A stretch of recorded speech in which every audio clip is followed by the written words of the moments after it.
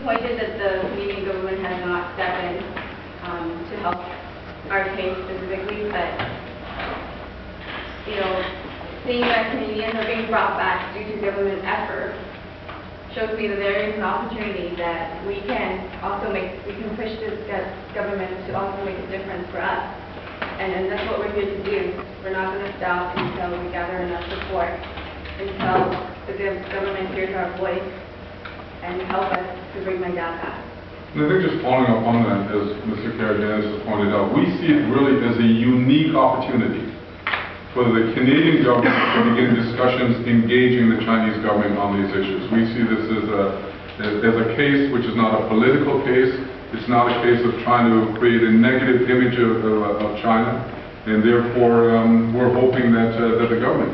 But this problem that we have is that there has not been a sufficient engagement of the Chinese government on any level by the conservative government. And we're hoping that this may present the opportunity to open up a door for that to happen. If you were to look at China 20 years ago during Tiananmen Square, China was totally closed. 5 years ago in SARS, China was totally closed. China is opening up so fast to us that is unbelievable. And we need to engage, we need to partner up with them, we need to provide best practices in order to make sure that things like this do not happen again. Like I'm saying, this is the only one that has come public. There's others that have come to me, and they're fearful of becoming public, they're scared, and they're watching what happens in the systems very carefully.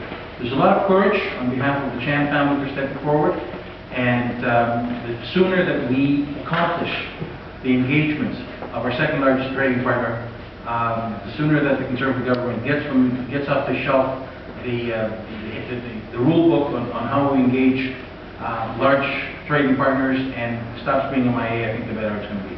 I think it's also critical for us to point out that we've moved beyond the stage of legal arguments. This is no longer a legal issue. This is a moral issue. This is an issue of doing what is right. So irrespective, we no longer need to debate whether Mr. Chen is guilty or innocent. We've moved beyond that, and we've seen that happen in other countries, where guilt is not being a determining factor in the government not reacting. So we're now beyond that.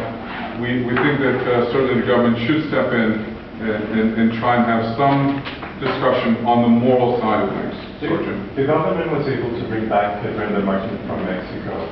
Do you think we treat China differently? It's not Mexico. And yesterday, a couple of days ago, they brought Mr. Kapushin back from Bulgaria on a similar situation, which was a dispute between two companies. Unfortunately, the Conservative government is not giving China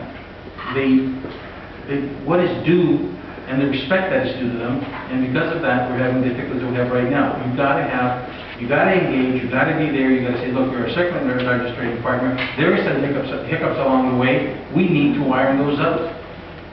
There's never been a direct contact between our Prime Minister and the Premier of China. When is it going to happen?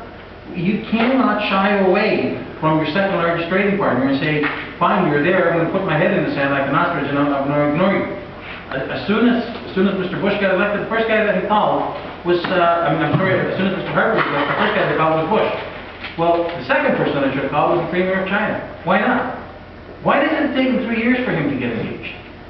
And like I'm saying, this is not the only case. There's other cases. We need to engage. It's not important to Ottawa because it's the second biggest partner of Canada. Well, what about Mr. Steohen in China? Part of the rationale has been the issue of human rights.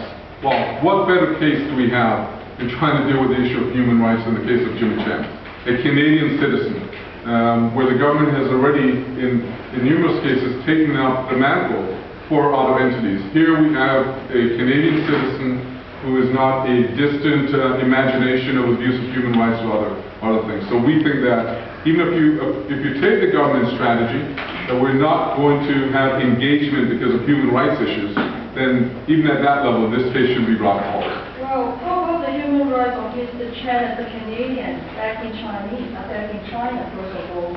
Does China respect Mr. Chen as a Canadian, first of all? And second thing is, the whole case that Mr. Chen is going on trial is not transparent at all. No one gets any sort of information.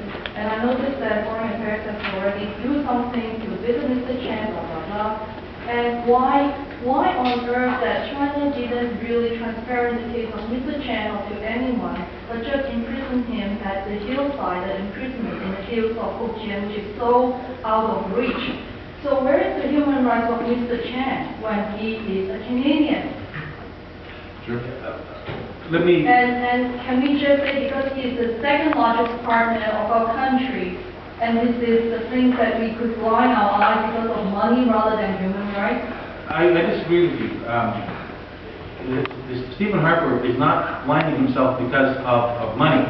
He's the second largest partner. No, I'm not asking him to even have the blinding, because you have mentioned so many times that China is the second largest. China is our second largest. Okay, this is a fact. But does that fact can really hinder everyone by talking to China because you are the second largest partner, so you have the right to do anything?